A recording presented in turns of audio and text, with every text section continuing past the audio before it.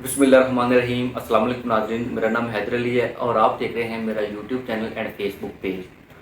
Viewers, आज की इस वीडियो में आप लोगों के साथ रजिस्ट्री का करवाने का जो तरीकाकार होता है वो शेयर करने जा रहा हूँ। बहुत से हमारे क्लाइंट्स व्यूअर्स पूछते हैं कि रजिस्ट्री का प्रोसीजर क्या है, और भी इसके अलावा एक जनरल नॉलेज के तौर पर आप लोगों को पता होना चाहिए कि जो रजिस्ट्री इंतकाल होता है उसका तरीकाकार क्या होता है, क्योंकि अगर आपको इसके बारे में मालूमात होगी तो आप बहुत बड़े फ्रॉड से बच सकते हैं।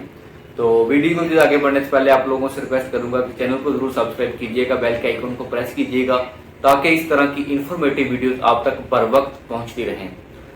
तो व्यूअर्स, इसके मुख्तलिफ स्टेप होते हैं। सबसे पहले जो इसका स्टेप होता है, आप जो भी जमीन बाय करने जा रहे हैं, प्रॉपर्टी बाय करने जा रहे हैं, कोई घर लेने जा रहे हैं या कोई फ्लैट मकान कुछ भी, तो सबसे पहले आप एक दफ़ा उस साइट का मौका ज़रूर देखें ताकि आपको आइडिया हो सके कि जो मैं ज़मीन बाय करने वाला हूँ उसके ऊपर से इलेक्ट्रिसिटी की कोई बड़ी तारें तो नहीं गुजर रही, या उसके फ्रंट के ऊपर कोई खंभा वगैरह तो नहीं आ रहा। इस तरह काफ़ी ज़्यादा इश्यूज हो जाते हैं बाद में जब आप विजिट नहीं करते। एक दफ़ा मौका ज़रूर देखें ताकि आपको आइडिया हो सके कि उसकी एग्जैक्ट लोकेशन क्या है, उसकी सराउंडिंग में क्या क्या चीज़ें आ रही हैं। जगह देखने के बाद भी वो तो दूसरा स्टेप होता है आपकी उस मुतलका जमीन क्या, कोई भी आप, जैसा कि अगर आप एग्रीकल्चर लैंड खरीदने वाले हैं तो आप व्यूअर उसकी एक अदद जो फर्द होती है वो जो सेलर है उससे ले लें ताकि आप उसको जाके वेरिफिकेशन करवा सकें। फर्द लेके आप आपका जो मुतलका रजिस्ट्रार का ऑफिस है जहाँ पर आपका रिकॉर्ड होता है, लैंड रिकॉर्ड, वहां पर जाके आप उस जो फर्द आपको मिली है उसको आप वेरिफिकेशन करवाएं। आप चेक करें कि इसके ऊपर कोई लिटिगेशन तो नहीं है, किसी किस्म का इसके ऊपर बैंक लोन तो नहीं लिया गया, या कोई इसके ऊपर अदालत में केस तो नहीं चल रहा। जब यहाँ से आप अपनी तसल्ली कर लेते हैं, जो दूसरा स्टेप होता है तो वो आपने अपने जो गवाहान होते हैं उनको प्रोड्यूस करना होता है, और जो विटनेस होता है वो इस तरह का लें जो ऑथेंटिक बंदा हो। कल को अगर आपका अल्लाह न करे कोई इशू बनता है तो आपके साथ अदालत में जा सके, वहां पर गवाही दे सके। जब आपने विटनेसेस ले लिए होते हैं, उनके आपने आईडी कार्ड ले लेने हैं, आईडी कार्ड की कॉपीज करवा के अपने पास रख लेनी है। नेक्स्ट स्टेप जो आपका है, आपने वो फर्द लेके जो आपके जो नज़दीक वसीका नवेश होता है किसी भी किस्म का, उसके पास चले जाएं। उनके पास आप जाके उनको बताएं कि ये हम लोग प्रॉपर्टी बाय कर रहे हैं, इसके ऊपर कौन कौन से टैक्सेस लगेंगे वो भी वो वसीका नवेश आपको बता देगा। आप मार्केट में 3 से 4 वसीका नवेश के पास जाएं, उनसे जाके आप रेट लें कि वो आपको रजिस्ट्री का क्या रेट देते हैं। जो जो भी इसके ऊपर टैक्सेस लगते हैं वो आपको एक रिटर्न फॉर्म में लिख के दे देगा कि ये टैक्स लगते हैं। अदरवाइज मैं भी आपको इंशाल्लाह नेक्स्ट वीडियो में बता दूंगा कि रजिस्ट्री करवाते वक्त आपके ऊपर कौन कौन से टैक्स लगते हैं, सेलर के ऊपर कौन से लगते हैं, बायर के ऊपर कौन से लगते हैं, और उनकी परसेंटेज क्या है, कितना टैक्स आपको पे करना पड़ेगा। वसीका निवेश आपकी एक फाइल तैयार करता है जिसमें जो प्रॉपर्टी होती है उसके बारे में सारी डिटेल्स लिखी जाती है। इसका ओनर कौन है, ले कौन रहा है, उसका वालदियत क्या है, जो प्रॉपर्टी है उसके दाएं क्या है, बाएं क्या है, जो जितने में ली जा रही है उसकी अमाउंट का हाफ कितना बनता है, कितने पैसे कब दिए हैं, कब लेने हैं, सारी चीजें उसके ऊपर मेंशन होती हैं।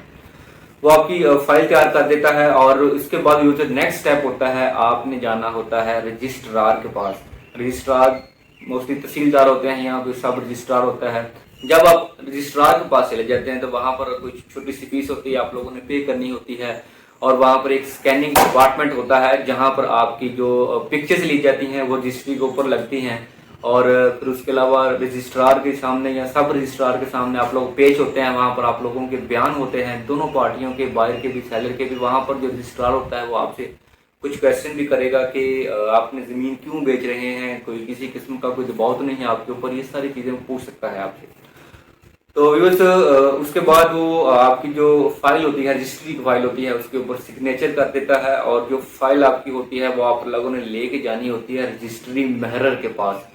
रजिस्ट्री मोहर के पास एक रजिस्टर्ड होता है और वो उसमें आपको एक नंबर जो है ना आपका लिख देता है। आप लोगों ने यहाँ पर बहुत ही ख्याल रखना है कि जो रजिस्ट्री होगी उसकी आपने काफ़ी ज़्यादा कापीज करवा के अपने पास रख लेनी है, मुख्तलिफ जगहों पर रख लेनी है, ताकि कल को अगर गुम होती है तो किसी किस्म का आपको मसला ना बने। और जो आपको नंबर मिलेगा रजिस्ट्री मोहर से वो आपने कहीं पर सेव कर लें, या रजिस्ट्री की जो कॉपी है इसके ऊपर लिख लें। तो यहाँ पर व्यूअर्स, आपकी जो रजिस्ट्री है, ओरिजिनल जो रजिस्ट्री होगी वो रजिस्ट्री मोहर अपने पास रख लेगा। उस दिन से व्यूअर्स 15 से 20 दिन के बाद ये आपकी जो रजिस्ट्री की फाइल तैयार होके हर जगह से अप्रूव्ड होके आपके पास आ जाएगी। तो अपने पास लेके घर नहीं चले जाना कि चलो अभी हमारा काम हो गया, अभी आपका काम नहीं हुआ। रजिस्ट्री की कॉपी लेके आप लोगों ने आपका जो मुतलका पटवारी होता है उसके पास जाना है, उससे जाके आपने आपका जो इंतकाल है वो भी करवाना है। जब वो पटवारी आपका इंतकाल करेगा उसमें वो जो पुराना मालिक होगा उसकी जगह आपका नाम लिख देगा और सारी चीज़ें आपको जो भी इंतकाल में होती हैं वो वहाँ पर मेंशन कर देगा। इसके बाद भी आप इसके लीगली कानूनी तौर के ऊपर प्रॉपर्टी के मालिक बन चुके हैं। और जो पटवारी को आप लोगों ने जो आपकी रजिस्ट्री की कॉपी है वो देनी है, ओरिजिनल जो रजिस्ट्री होगी वो आप लोगों ने अपने पास रखनी है। तो इस तरह व्यूअर्स आप किसी भी ज़मीन की किसी भी प्रॉपर्टी की रजिस्ट्री करवा सकते हैं। बहुत ही सिंपल सा मेथड है, इसमें किसी भी किस्म की कोई रॉकेट साइंस नहीं है। इस तरह की मज़ीद मालूमाती वीडियोज़ के लिए आप हमारे यूट्यूब चैनल को ज़रूर सब्सक्राइब कीजिएगा। Thank you for watching. अल्लाह हाफिज़।